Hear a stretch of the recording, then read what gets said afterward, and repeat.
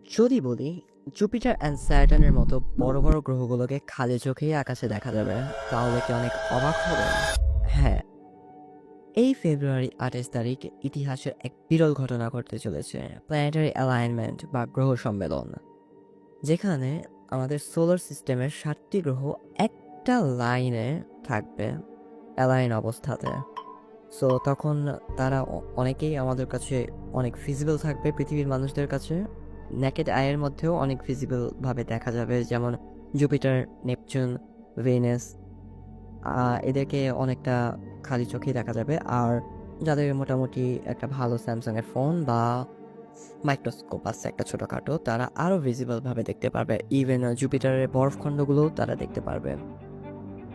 So এই 28 তারিখ আর 21 তারিখে দুটা ইভেন্ট। 21 তারিখ হচ্ছে 5টা প্ল্যানেট একসাথে অ্যালাইন অবস্থাতে পাবো আমরা, আর ফেব্রুয়ারি 28 তারিখে পাবো আমরা 7টা প্ল্যানেট একসাথে অ্যালাইন অবস্থাতে।